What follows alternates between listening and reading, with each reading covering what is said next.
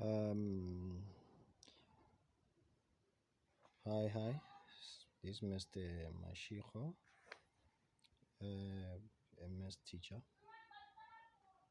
from Mom's Academy. So today I want to look at mathematics grade 12, counting principles. We have to look at counting one, on how to deal with arrangement and permutation. So rule number one says that if you have n objects to arrange, can be arranged in n factorial. For an example,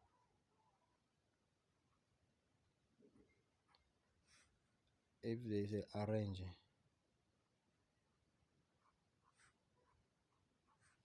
the word object,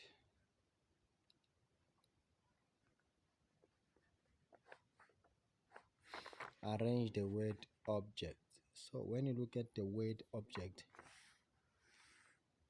how many objects are we having, or how many alphabet are we having? We have one, we have two, three, four, five, six. So we have six objects or six alphabets. How do you arrange? Remember, if you have n objects to arrange, can be arranged in n factorial. So since we have six objects, we can arrange them in 6 factorial. So that's how you can arrange a word object. So in short, what does the 6 factorial mean? 6 factorial means 6 times 5 times 4 times 3 times 2 times 1. Why? Because at the first place, since we're talking about object, if you are talking about object, we have 6 alphabet.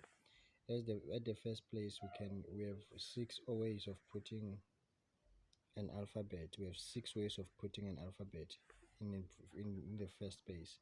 Like we have 1, 2, 3, 4, 5, 6.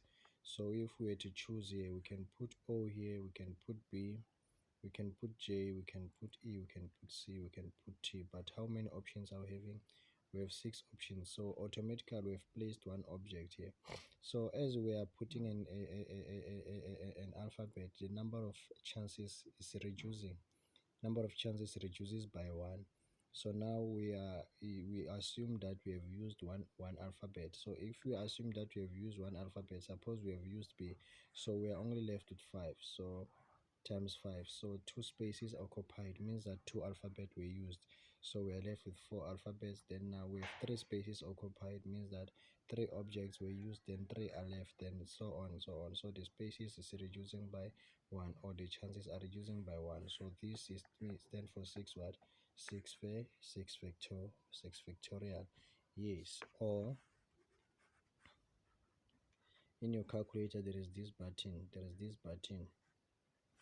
Remember, this M stands for number of objects to arrange them in. So if we have this number of objects to arrange them in n ways, so I have 6 objects to arrange them in 6 ways. So this is 6 permutation. I have 6 objects to arrange them in 6 ways. Remember, when I was talking about 6 objects, the way in which I arrange them, still it must give me 6 letters, because there are no restrictions that I have to arrange them in few ways than 6. Now it's supposed to be you just arrange. So which means when they say arrange, if there are 6, we are going to have what? 6 alphabet. So this is meaning that I were given 6 objects and or alphabet, I have to arrange them in. So this stand for 6 permutation 6. So then 6 permutation 6 is the same, and you punch in your calculator, is the same as what? As 6 factorial, same as 6 factorial. So that's how you do it.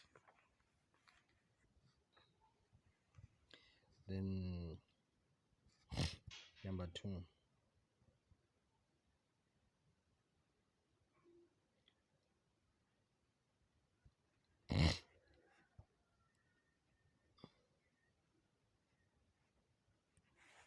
example number 2. Sometimes you find, wait, because if you look at